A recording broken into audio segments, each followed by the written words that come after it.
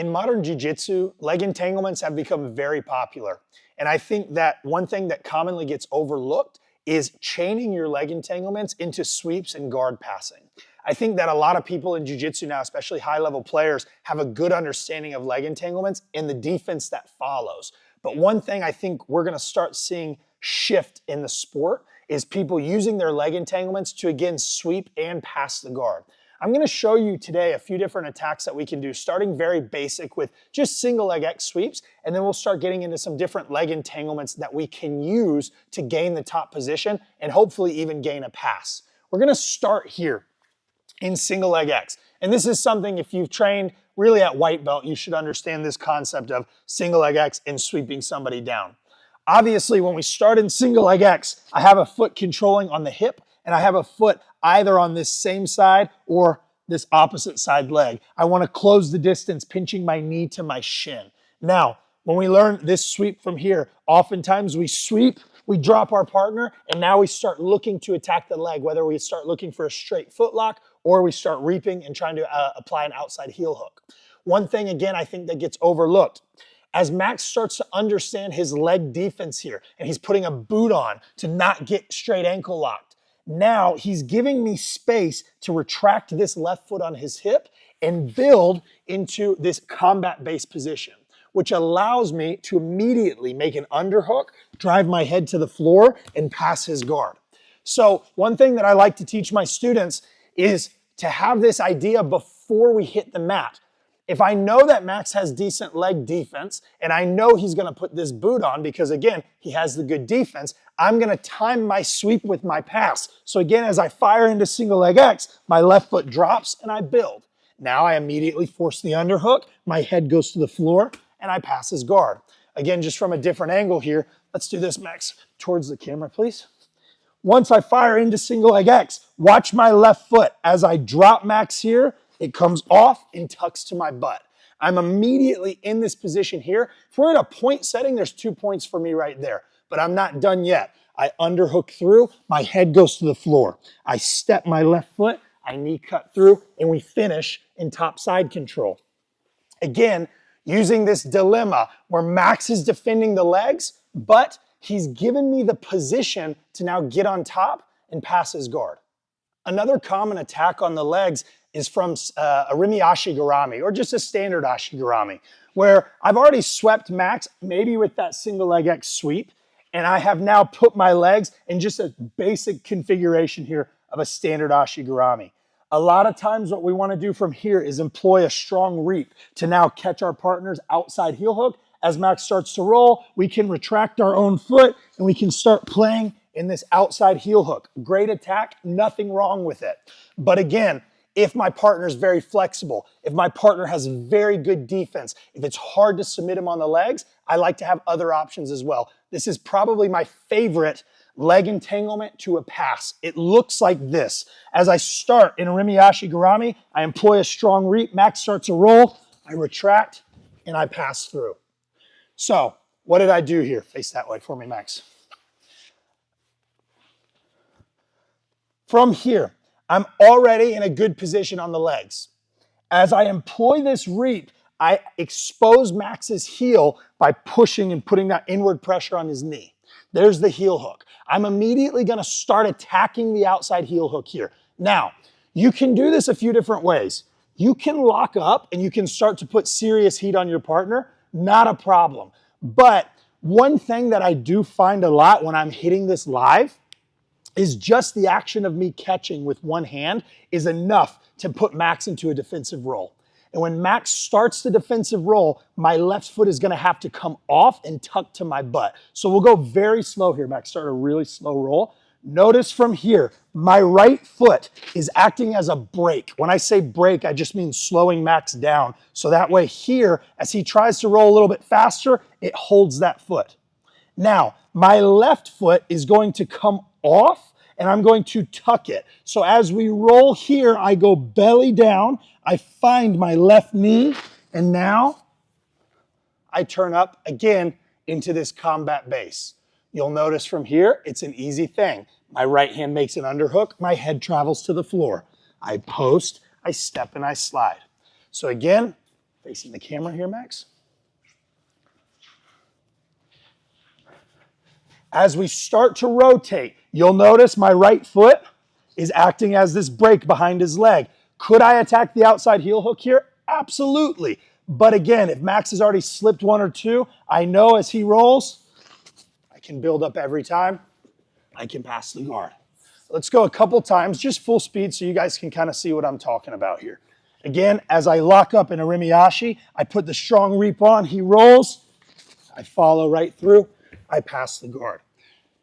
This is by and large probably my favorite way to attack and expose this flaw. Again, Max is thinking to clear his knee line. Max is thinking to slip that heel hook. Max is thinking of the bottom half. I'm thinking of passing his guard. If you have that dilemma where he has to choose, you always have the option of coming up and passing. Moving on to another option that we have. This one's going to be a little bit more for traditional jiu-jitsu, right? Starting in the closed guard. Oftentimes we play a game from the closed guard where we use a cross knee pass, creating a wedge and having one knee up. It usually looks something like this, where we create a wedge, we push, and now my partner's legs come open. As I post my right foot here, you'll notice I'm in the perfect position to hit this cross knee pass. But my partner might have really sound defense here. I'm finding it's hard to put my underhook through. I don't feel comfortable dropping my knee just yet. Here's the cool thing, guys. This works in reverse as well, meaning I can always drop back to the leg, especially if the upper body is closed off. And so one thing that I like to do from here is staple this knee to the floor, and now I'm gonna go right into a belly down straight ankle lock. From here, as my left hand scoops, my right knee drops, my right hand posts. You'll notice my right foot, the shoelaces are wedged behind my partner's hamstring. And now with my hand posted and my knees wide, as I arch forward, I hip down, my head comes up, and I get a very strong finish on a straight ankle lock.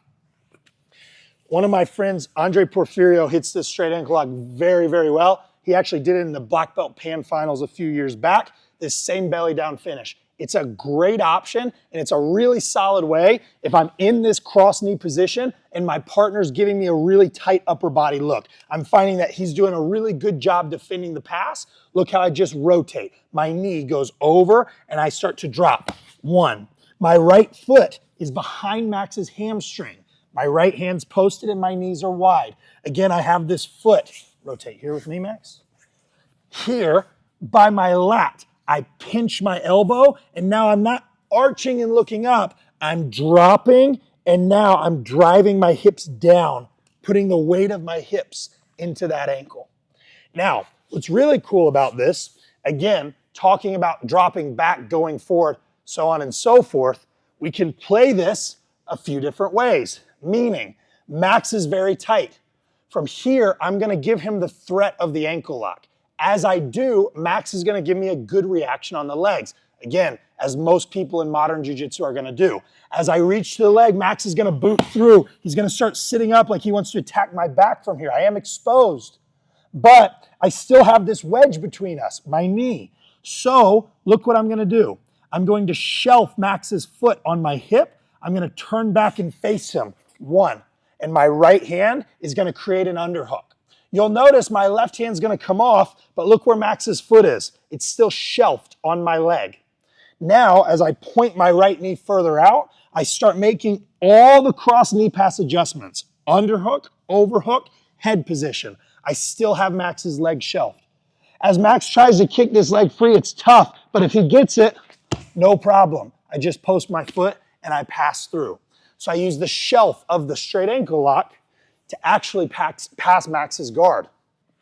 Again, with this leg posted here, we're playing this combat-based position. I'm gonna fall back like I'm attacking this straight ankle lock. As I turn through, Max gives good reactions, but look at his arm. He's reaching to me here. So it's an easy thing to fight back in and pummel the underhook. Now I have the upper body control. My left hand releases, this foot is shelved on my hip. That's not a great fun position for Max's knee. The more Max resists here, the more I can just walk that leg up and compromise the knee even more. And now from here, I just kick my left foot back, releasing the foot. My left foot steps, I slide, and we turn our hips down and we finish with a strong guard pass. Again, more of a traditional style pass used with the elements of today. Yet another entanglement that we see a lot is moving from reverse X into cross Ashi. This is one of my favorite entries to the legs, and it's a really easy way and a really strong way to gain access to your partner's legs. Again, with how the sport has evolved, you're having a lot of people that have great defense from this position, meaning it may be hard to expose the heel hook. It may be hard to submit them with a straight ankle lock on the other side as well. And so what I like to do here is use this reverse X to, again, gain access to Max's legs, but with intentions of sweeping and passing his guard. The way that we do this starts like this. Again, I can get to reverse X a million different ways. One that you see typically is my partner strips my foot, I kick him up to his hands, and now as I invert underneath through, I'm into reverse X. Now, rotate with me here, Max. The entry from reverse X starts with me bringing my hips off the floor. So what I'm gonna do is bring my knees back. You'll notice my tailbone's gonna come off the floor. Since I'm in reverse X, my left foot's on the bottom. It is not X guard where my left foot's on top, okay? My left foot's gonna be on the bottom, my knees are wide, my right hand is a backhanded frame. And now as I rock my knees to my chest, my hips come off the floor, my left leg's gonna kick through, my left hand starts securing this far leg. The entry into cross Ashi just looks like this. As I sit, now I can start attacking the legs, right? We're in the saddle here, as some people will call it, or cross Ashi gurami. Obviously from here, I have a ton of different attacks, either using the secondary leg or passing this off and attacking this primary leg. For the purpose of today, we're looking for passes. Now, when we're sat down very still like this, it can seem like it might be a tough thing to do, but what I'm going to do is use this right leg that's already posted. From here, my left foot's gonna retract to my butt, and I'm gonna build to this same combat-based position. And now, you probably guessed it, we're gonna make an underhook, and we're gonna knee cut through, and I pass the guard. Again, from that cross Ashi, it might feel, once I'm seated here, like this is kind of a tough ask, because in theory, it kind of is. Until Max starts to run this way, now he pulls me up himself, and again, I pummel through and pass the guard. But where I hit this more often than not is actually on the entry itself. If you understand your partner's next move here, you will understand what I mean about using the momentum to your advantage. I know Max is gonna be looking to clear his knee line. I know Max is gonna be looking to remove the secondary leg. Max is not going to have many thoughts about having an underhook exposed. And so with that said, I use this reverse X as I rock Max up. When he falls, I am immediately punching an underhook and I'm already knee cutting through. And so that's the idea here, guys. I'm using the momentum to put Max down. Let's go this way, Max. Just so we can get a couple different angles. From here, as I enter into the legs, when Max is falling, my right hand is already placing. There's my underhook. And that momentum will carry me up, and now my head goes to the floor.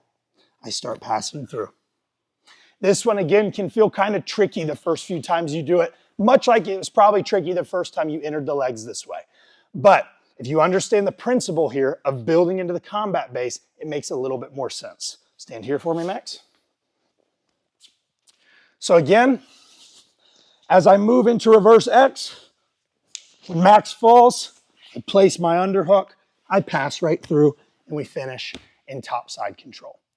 This concept that I've referenced the entire video really can be applied across most leg entanglements. It can also be applied across most leg entries, right?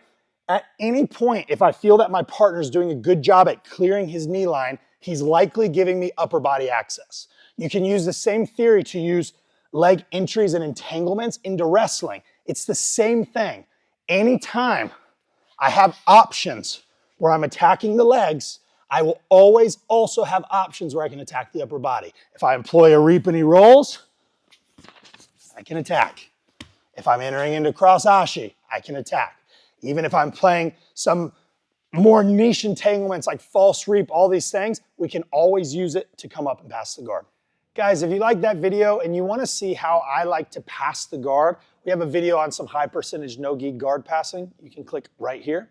If you want to see different strategies like this or techniques, or you just need the basics, we have everything from white belt to black belt, all online at CorePROBJJ.com. You can check it out for free for 7 days right here.